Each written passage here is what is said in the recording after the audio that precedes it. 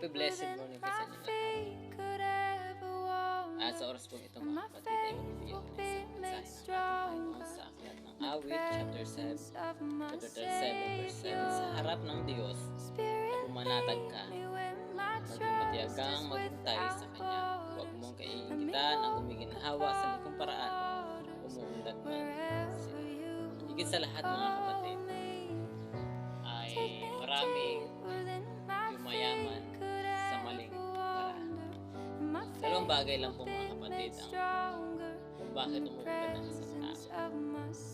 Maaaring umuunlad dahil sa pagsisikap at meron din namang umuunlad dahil sa pamumulit o sa mga masasamang bagay na ginagawa para yumaman. Pero higit sa lahat ay dapat maintindihan natin na tayong bilang mga Kristiyano ay dapat maging doon tayo sa kalooban ng Diyos na tayo pumanatag, maging matiyagang maghintay sa Kanya. Huwag tayong magmamadali sa mga bagay na gusto nating abutin agad dahil lahat ng bagay may process. May proseso ang dapat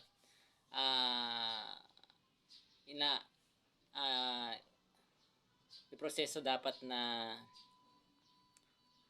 ginagawa diyan bago natin marating ang mga bagay na ito. Higit sa lahat, dapat andun ka sa sentro ng ating Panginoon. Kung nais natin ng blessing ng Panginoon at ikay bigyan ng blessing ng Panginoon bigyan ka ng biyaya ng Panginoon, maging matiyaga tayo at maghintay. Huwag tayo magmadali sa mga bagay na nakukuha sa madaling paraan, pero madali rin tong nawawala.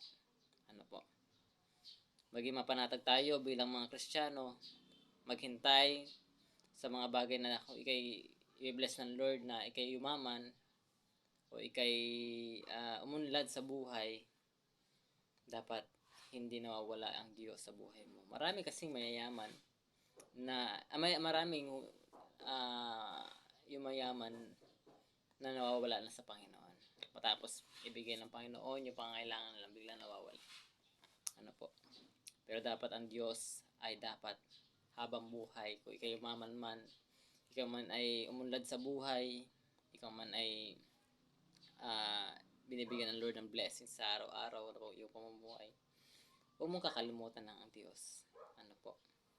Huwag mong kakalimutan ng Diyos na nagbibigay ng biyaya. Gaano man, kasi ang Diyos natin mayaman. Siya ang pinakamayaman sa lahat.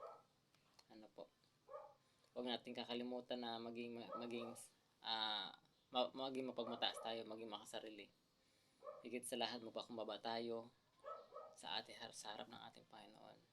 Maging sa mga paligid natin, maging mapagkumbaba tayo. Dahil ang Diyos ay nagbibigay ng biyaya doon sa mga taong nagpapakumbaba. Isa pong mabiyayang umaga po sa inyo lahat.